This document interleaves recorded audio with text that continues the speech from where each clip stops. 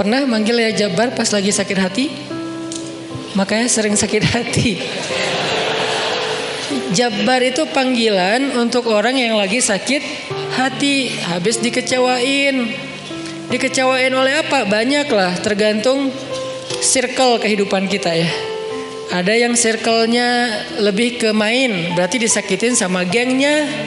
Ada yang circle-nya lebih ke romantis-romantisan, disakitin oleh mantannya. Ada yang circle hidupnya seputar masalah kerja, disakitin oleh vendornya, oleh partnernya, oleh teman bisnisnya. Soal circle family life kita disakiti oleh keluarga, anak, orang tua, pasangan, dan seterusnya gitu kan.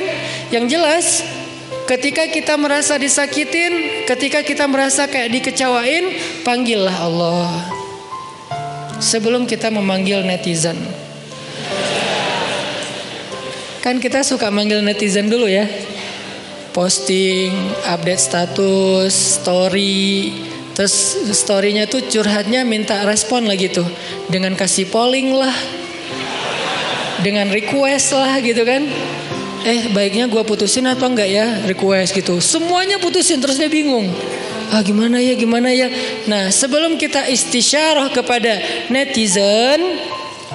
Karena netizen itu istisyarah, bukan istifta, bukan istikharah. Yang paling tinggi itu kan derajatnya dari 3 level. Meminta pendapat, nomor 1 tuh istikharah, minta pendapat Allah. Kedua, istifta, minta pendapat ulama, orang yang berilmu. Ketiga, istisyarah, minta pendapat orang yang lebih bijak dan berpengalaman, termasuk kepada teman kita atau followers kita atau geng kita. Itu istisyarah. Sebelum kita istisyarah netizen, ya ayyuhal netizen, sebelum kita pakai kalimat itu, atau ya ustaz, bahkan sebelum ustaz, ya kiai, ya syekh, maka ya Allah. Panggil Allah Subhanahu wa taala. Manggilnya gimana Ustadz? Salah satunya selain kata Allah pastinya, karena itu kalimat yang paling mulia, kita juga bisa manggil tematik. Ya Jabbar. Ya Jabbar itu bisa 2. Sebetulnya 3 maknanya Jabbar, tapi yang lebih common tuh 2. 1, dipanggil untuk masalah-masalah yang sifatnya bukan hanya besar, tapi kayak kekuatan. Ya Jabbar, ya Qahar. Arti Jabbar dalam konteks itu yang perkasa, yang memaksa. Ya Qahar, yang menaklukkan. Sehingga dipakailah kalimat Jabbar, Qahar, Aziz, kan kata-kata yang nama-nama yang perkasa gitu, untuk doa-doa yang sifatnya biasanya dipakainya dalam kondisi terzolimi. Ini doa-doa orang yang terzolimi. Kayaknya nggak perlu dihafal juga sih. Bukan nggak perlu dihafal, nggak perlu dipakai. Kenapa? Berharap kita tidak mendoakan orang yang zolim, kecuali yang dizolimi dalam urusan agama. Kalau dizolimi urusan pribadi sih, mending jangan mendoakan orang yang menzolimi. Kenapa? Rugi. Mending doain diri sendiri. Ketika kita punya kesempatan doa kita diijabah, jangan kasih doa itu untuk orang lain, rugi. Walaupun bentuknya mendoakan atas keburukan, tetap rugi.